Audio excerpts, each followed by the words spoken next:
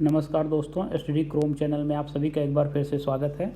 हम लोग UP PCS 2022 और आईएएस 2022 के लिए महत्वपूर्ण प्रश्नों को देख रहे थे। आज हम लोग वैदिक काल से संबंधित महत्वपूर्ण प्रश्नों को देखेंगे। आर्य शब्द इंगित करता है श्रेष्ठ वंश को। आर्य शब्द किसको इंगित करता है? श्रेष्ठ वंश को इंगित करता है। क्लासिकी संस्कृति में आर्य शब्द का अर्थ है, संस्कृत में आर्य शब्द का क्या अर्थ है? एक उत्तम व्यक्ति। सबसे पुराना वेद है, कौन सा है सबसे पुराना वेद? यह ऋग्वेद है। त्रयी नाम है, त्रयी में देखिए ऋग्वेद, यजुर्वेद एवं सामवेद आते हैं। तो त्रयी में कौन कौन से आते हैं? त्रयी किसको बोलते हैं? ऋग्वेद, यजुर्वेद एवं सामवेद को। वह वैदिक ग्रंथ जिसमें वर्ण शब्द का सर्वप्रथम नामोल्लेख मिलता है। सर्वप्रथम वर्ण शब्द का प्रयोग ऋग्वेद में किया गया है। नेक्स्ट प्रश्न देखिए, सुमेलित करने के लिए आया हुआ था, यहाँ पे सुमेलित करके लिखा हुआ है अथर्ववेद। अथर्ववेद किससे संबंधित है? यह औषधियों से संबंधित है। ऋग्वेद, इसमें क्या है? इसमें ईश्वर की महिमा की गई है। यजुर्वेद, इसमें क्या है? बलिदान विधि की चर्चा इसमें की गई है यजुर्वेद में। सामवेद, यह किससे संबंधित है? यह संगीत से संबंधित है। नेक्स्ट प्रश्न देखिए, फिर यह सुमेलित करने के लिए आया हुआ है और यहाँ पे सुमेलित करके लिखा हुआ है ऋग्वेद। ऋग्वेद में क्या है? इसमें यह किससे संबंधित है? स्तोत्र एवं प्रार्थना। यजुर्वेद, यह किससे संबंधित है? यह भी स्तोत्र एवं कर्मकांड, यह स्तोत्र एवं कर्मकांड से संबंधित है। ध्यान रखिएगा, यहाँ पे प्रार्थना शब्द आ रहा है और यहाँ पे कर्मकांड। सामवेद किससे संबंधित है? यह संगीतमय स्तोत्र है। अथर्ववेद, इसमें क्या चर्चा की गई? इसमें तंत्र मंत्र एवं वशीकरण की चर्चा की गई है। नेक्स्ट प्रश्न देखते हैं। नेक्स्ट प्रश्न में देखिए क्या है? ऋग्वेद, यजुर्वेद, अथर्ववेद तथा सामवेद, चार वेदों में से वह जिसमें जादुई माया और वशीकरण का वर्णन है, किसमें है यह अथर्ववेद में किया गया है। ऋग्वेद में ऋचाएँ हैं, कितनी ऋचाएँ हैं? 1028। कितनी ऋचाएँ हैं ऋग्वेद में? 1028 हैं। ऋग्वेद में मंडल हैं, कितने मंडल हैं? 10 मंडल हैं। ये ध्यान रखिएगा, ऋग्वेद में 10 मंडल हैं। नेक्स्ट प्रश्न देखिए, फिर से सुमेलित करने के लिए आया हुआ था, यहाँ पे सुमेलित करके लिखा हुआ है। एक तरफ वेद दिया हुआ है और दूसरी तरफ ब्राह्मण ग्रंथ दिया हुआ है। ऋग्वेद का कौन सा ब्राह्मण ग्रंथ है? ऐतरेय। ऐतरेय ब्राह्मण किससे संबंधित है? ऋग्वेद से संबंधित है। सामवेद का कौन सा ब्राह्मण ग्रंथ है? पंचविश। अथर्ववेद का कौन सा ब्राह्मण ग्रंथ है? गोपथ। यजुर्वेद का कौन सा ब्राह्मण ग्रंथ है? शतपथ। नेक्स्ट प्रश्न देखिए, ऋग्वेद का वह मंडल जो पूर्णतः सोम को समर्पित है। तो पूर्णतः सोम को समर्पित कौन सा मंडल है? यह 9वां मंडल है ऋग्वेद का। यज्ञ संबंधी विधि विधानों का पता चलता है, किससे पता चलता है? यजुर्वेद से पता चलता है। यजुर्वेद, सामवेद, अथर्व में से वह जिसका संकलन ऋग्वेद पर आधारित है। तो सामवेद का संकलन किस पर आधारित है? ऋग्वेद पर आधारित है। नेक्स्ट देखिएगा, तक्षशिला, अतरंजी खेड़ा, कौशाम्बी एवं हस्तिनापुर में से वह स्थल जिसकी खुदाई से लौह धातु के प्रचलन का प्राचीनतम प्रमाण मिला है। तो यह अतरंजी खेड़ा है, यह आप ध्यान रखेंगे। अतरंजी खेड़ा की खुदाई से लौह धातु के प्रयोग के प्राचीनतम प्रमाण मिले हैं। उपनिषदों का मुख्य विषय क्या है? दर्शन। भारतीय दर्शन का जो जन्म हुआ है वो उपनिषदों के आधार पर हुआ है, यह आप ध्यान रखेंगे।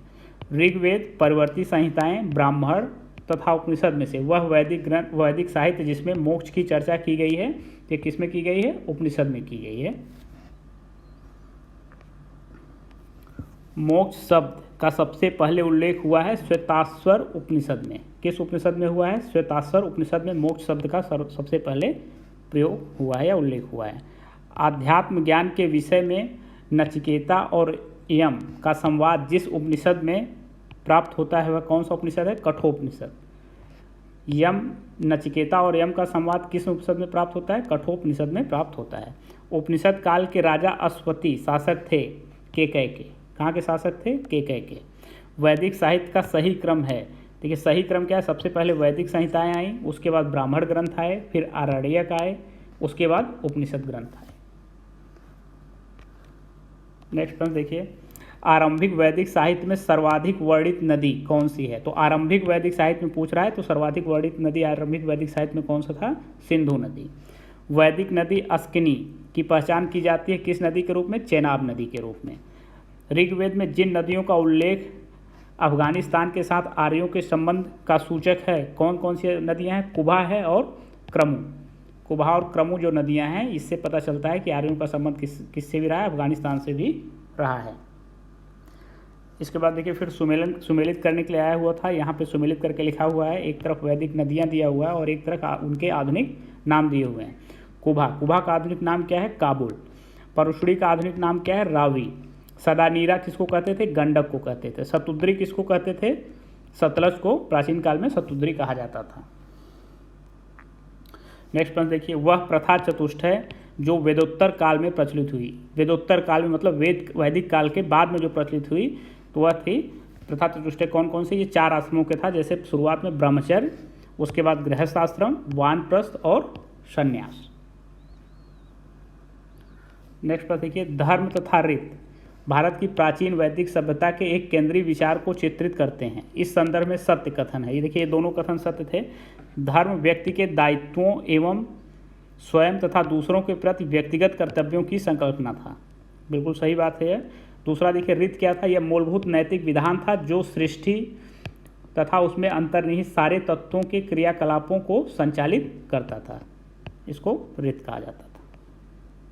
नेक्स्ट प्रश्न देखिएगा, अग्नि, बृहस्पति, धौष तथा इंद्र वैदिक देवताओं में से उनका पुरोहित माना जाता था। वैदिक ये जो इसमें थे, इसमें वैदिक देवताओं का पुरोहित कौन माना जाता है, इसमें बृहस्पति को देवताओं का पुरोहित माना जाता था। लोपामुद्रा, गार्गी, लीलावती तथा सावित्री में से वह ब्रह्मवादिनी जिसने कुछ वेद मंत्रों की रचना की, तो ये लोपामुद्रा थी जिन्होंने कुछ वेद ग्रंथों की रचना की हुई थी। ऋग्वैदिक काल में निष्क शब्द का प्रयोग एक स्वर्ण आभूषण के लिए होता था, किंतु बाद में परवर्ती काल में क्या हुआ, उसका प्रयोग होने लगा किसके रूप में, सिक्के के रूप में। तो ऋग्वैदिक काल में निष्क का क्या अर्थ होता था, एक स्वर्ण आभूषण के रूप में इसका अर्थ यह प्रयोग होता था, लेकिन बाद में यह सिक्के के रूप में इसका प्रयोग होने लगा। इस शब्द का प्रयोग सिक्के के लिए किया जाने लगा। ऋग्वैदिक काल में निष्क आभूषण था। कहाँ का आभूषण, कहाँ पहना जाता था, यह गले में पहना जाता था। 14वीं सदी ईसा पूर्व का बोगज कोई अभिलेख महत्वपूर्ण है क्योंकि यहाँ से प्राप्त अभिलेखों में वैदिक देवताओं एवं देवियों का नामोल्लेख मिलता है। तो ये इसलिए महत्वपूर्ण है क्योंकि यहाँ से प्राप्त अभिलेखों में वैदिक देवताओं एवं देवियों का नामोल्लेख प्राप्त होता है।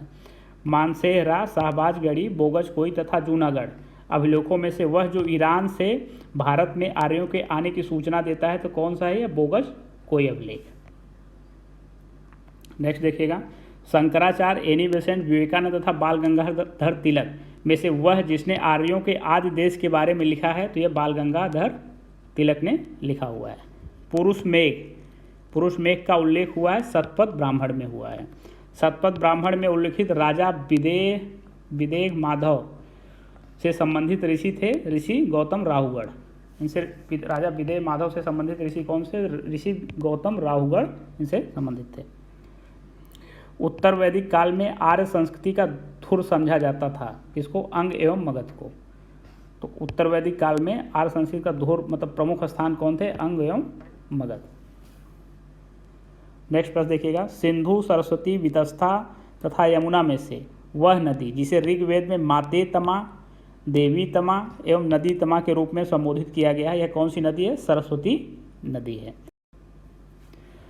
ऋग्वैदिक आर्यों के पंचजन थे यदु, द्रुधर्यु, पुरु, अनु एवं तुर्वस। नेक्स्ट प्रश्न देखिएगा, प्राचीन काल में आर्यों के जीविकोपार्जन का मुख्य साधन था, क्या था, शिकार। ऋग्वेद में उल्लिखित यव शब्द जिस कृषि उत्पाद हेतु प्रयोग किया गया है वह कौन सा था, जौ। जौ के लिए कौन सा शब्द प्रयोग किया जाता था, यव शब्द।